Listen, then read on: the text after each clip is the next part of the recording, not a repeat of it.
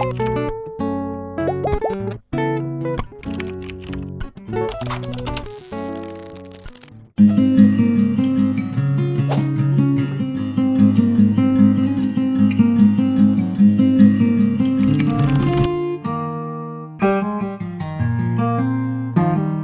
of the main things that concerns all of the tribes is extraction, fossil fuels, and land leases, and the status of federal lands, because our lands are federal lands also. Uh, there's a he favors mining, drilling for fossil fuels. I imagine pretty soon, very quickly, there's going to be more permits given out, and there's going to, of course, be opposition and resistance when those mining permits are on indigenous land or federal lands that are occupied by indigenous people. And that's where that's going to affect us, like directly. It's going to have a direct effect on the lands of the people who are occupied there. But that's just one thing.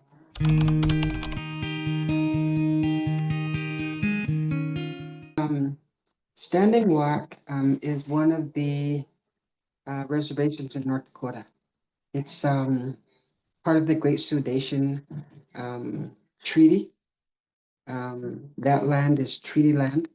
And in 1851, there was a treaty made with the Great Sioux Nation. It had a large, a vast amount of lands that were going to remain intact.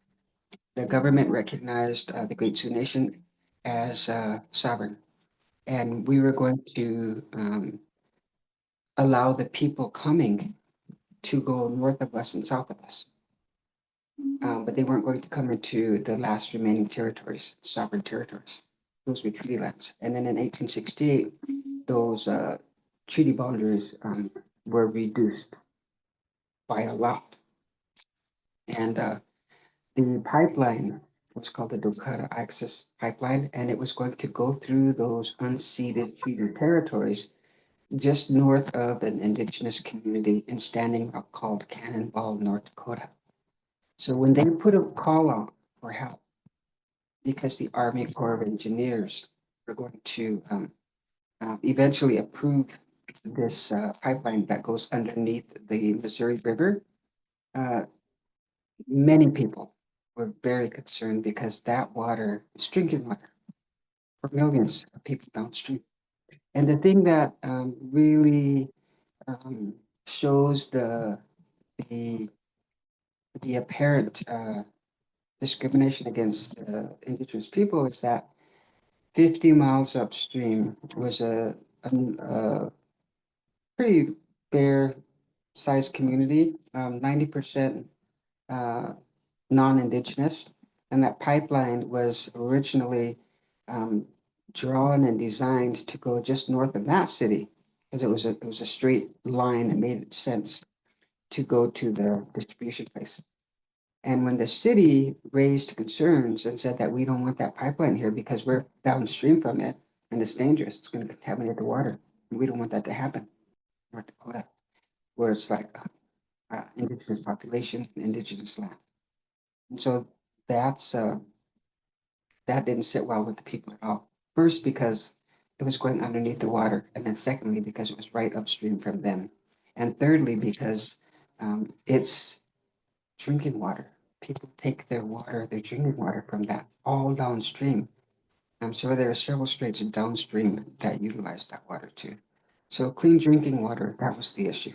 We wanted people to have clean drinking water, and we didn't want the pipeline to go under the water. And we didn't want the pipeline to begin with because we want to stop the creation and the support of fossil fuels. The extraction of fossil fuels is causing climate change. It's a huge factor in climate change. And everybody knows, right?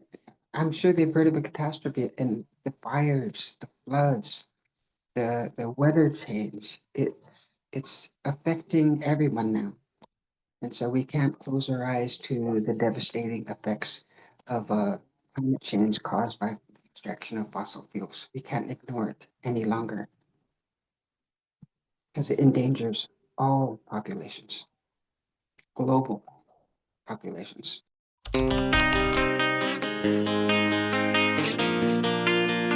Well, one of the most basic things, the elements that we hold true to in all aspects of any threat is that we go back to ceremony. Everything is rooted for us in ceremony, and we have a spiritual duty. We have a spiritual duty um, to protect nature um, and all living things. That's inherent. People talk about moral obligations and treaty obligations, and they're valid. But for us, bottom line, basic, it's in us, inherent in us, is we have a spiritual obligation to protect nature, and to be on the right side. And so I want to say to people who don't have that spiritual connection, that they don't think that they have that connection.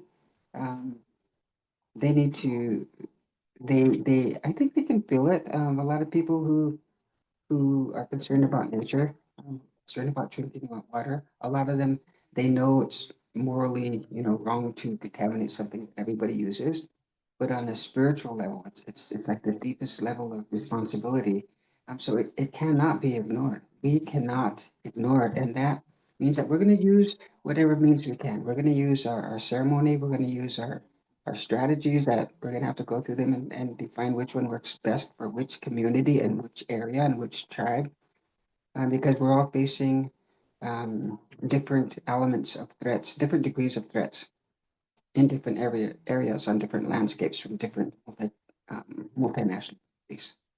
And so my what I am seeing right now happen is that there is a formation right now, like happening between um, the Americas, the indigenous people from the top of Alaska all the way down to Argentina understand that we face the same threat, and that in that knowledge there's a common thread of resistance, and in our spirituality it's not just us, all along the Americas, all of the indigenous people have this spiritual obligation.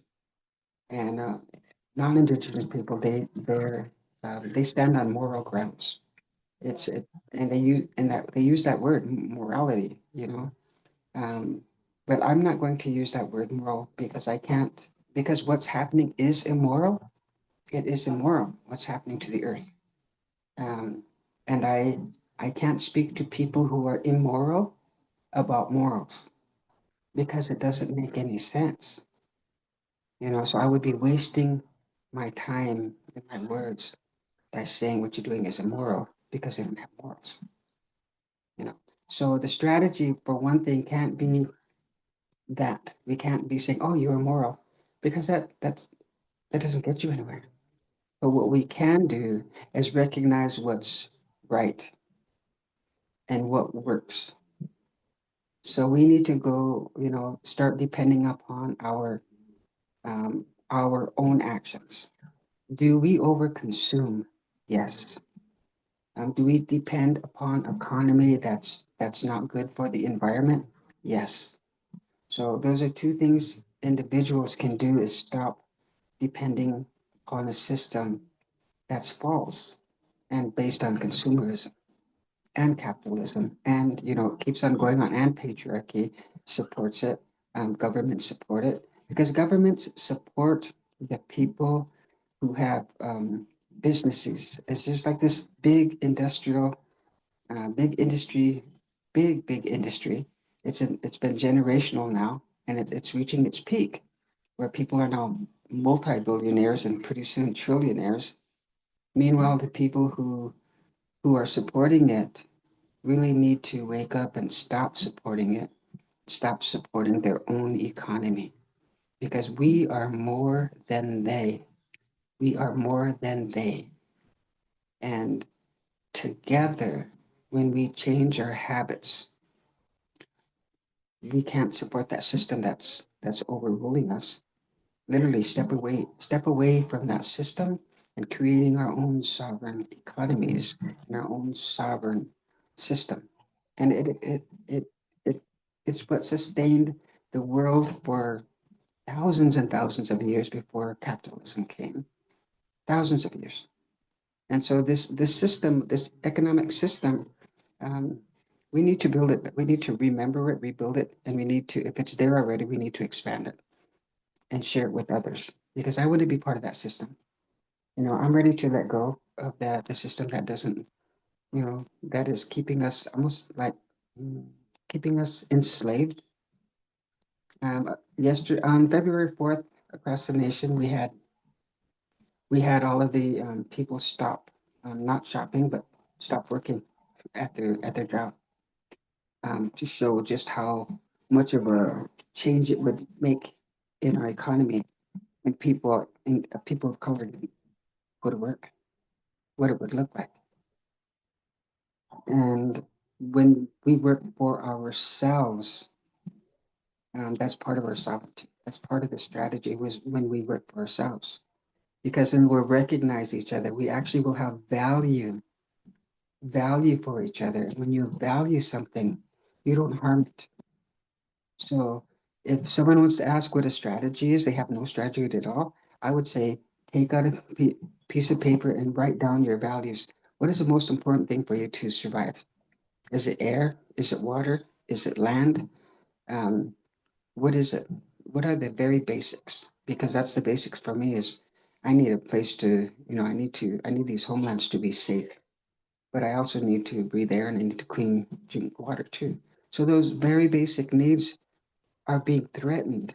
And that's what people need to realize. They need to value what's necessary for all life. Value the people, that are part of the solution. And I want to tell you that everyone is part of the solution and that we really do need to unite, not just on a spiritual level and not on a resistance level, but on a human that recognizes our value. Because if you value something, you don't hurt it. You don't cause harm to it. And we need to recognize what's real, and what's a system. Because what's real is what we're walking on. What's real is the people that we, talk with. We have community with, that are our family.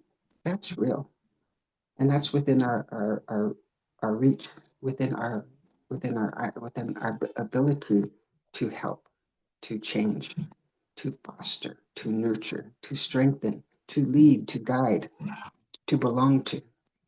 So you don't have to belong to a huge network.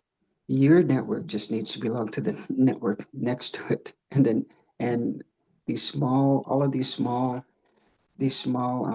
communities can be connected to a worldwide community when we all have the same value for life, for water, for air, for freedom, for independence. And there are so many people who know this. So many people know this already. I'm probably the last person to say this, but I value humanity. I value our energy and our power.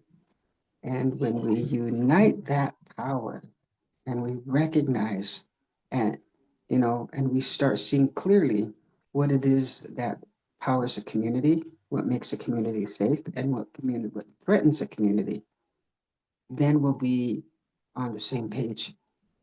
Because I don't think people understand what the threat is.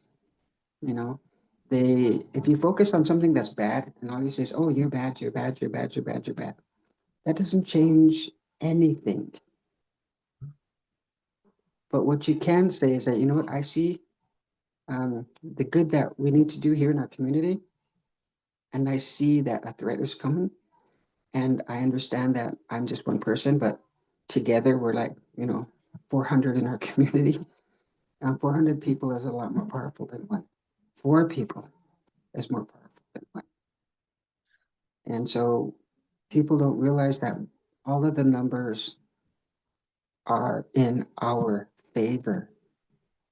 So you have to change your perspective when you recognize yourself as part of the whole, because the whole of humanity is humongous, and it's bigger than the system. It's bigger than the people running the system. And I don't know. Um, we have ceremony, we pray, we get our answers, and we follow that. We follow that the directions that we're given. We have faith, and we have people. We have, love and compassion, not just for ourselves, but for nature.